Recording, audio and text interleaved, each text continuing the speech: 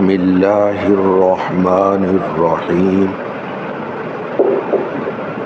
وَأَذَانٌ مِّنَ اللَّهِ وَرَسُولِهِ إِلَى النَّاسِ يَوْمَ الْحَجِّ الْأَكْبَرِ أَنَّ اللَّهَ بَرِيءٌ مِّنَ الْمُشْرِكِينَ وَرَسُولُهُ فَإِن تُبْتُمْ فَهُوَ خَيْرٌ لَّكُمْ وَإِن تَوَلَّيْتُمْ فَاعْلَمُوا أَنَّكُمْ غَيْرُ مُعْجِزِي اللَّهِ وَبَشِّرِ الَّذِينَ كَفَرُوا بِعَذَابٍ أَلِيمٍ صدق اللہ العظیم۔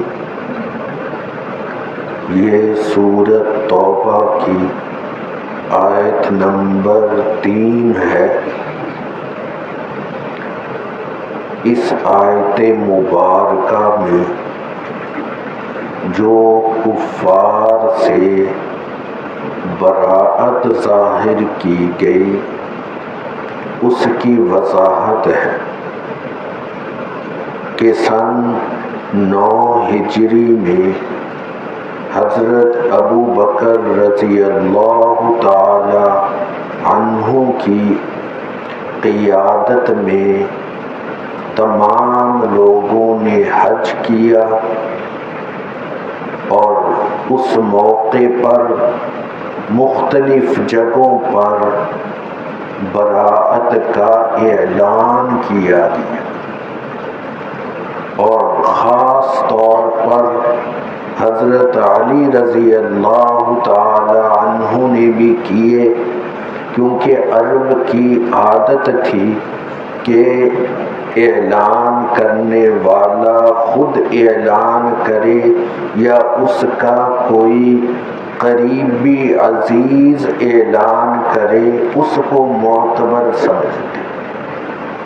تو حضرت علی رضی اللہ تعالی عنہ نے بھی اعلان کیے کہ اللہ اور اس کا رسول تمام لوگوں کو یہ اعلان سناتے ہیں حج اکبر کے دن کہ اللہ تعالی مشرکوں سے بری ہے،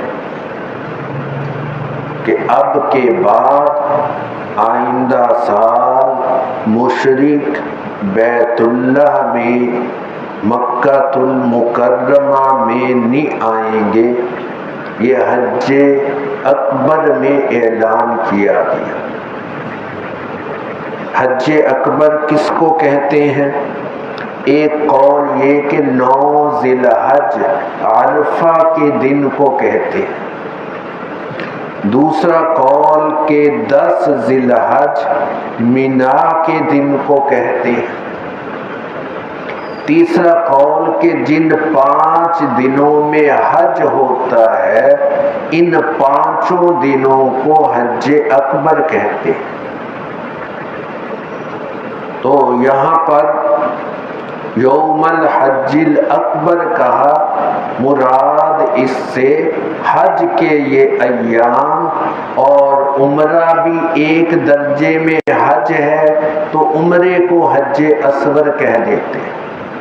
یہ جو لوگوں میں مشہور ہے کہ 9 ذی الحج عرفہ کا دن اگر جمعۃ المبارک کے دن ہو یہ حج اکبر ہے، وگرنہ حج اصغر یہ ٹھیک نہیں۔ جمعے والے دن آئیں برکات بڑھ جاتی ہے، لیکن اس کے علاوہ بھی یہ ذی الحج کا دن آئے تو جو حج کیا جاتا ہے یہ حج اکبر ہی ہوتا ہے، کہ اللہ تعالی مشرکوں سے بری، اس کے رسول مشرکوں سے بری۔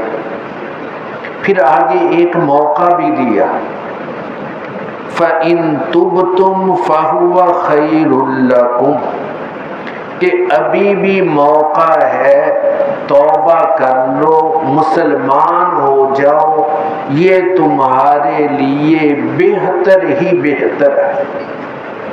اس میں اشارہ ہے ہمارا غیر مسلموں کی ذات سے اختلاف نہیں، ان کے کفریہ عقیدے سے اختلاف ہے۔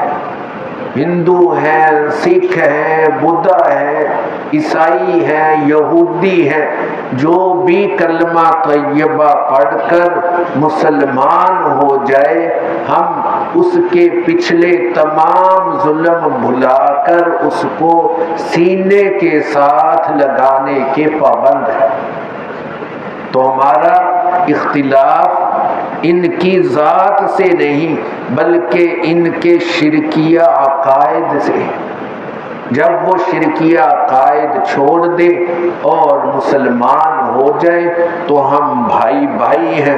آگے پھر وعید بھی اللہ نے سنائی کہ تم اللہ کو عاجز کرنے والے نہیں، اگر اس موقع سے فائدہ نہ اٹھایا تو تمہارے لیے دردناک عذاب کی ہی بشارتیں ہیں۔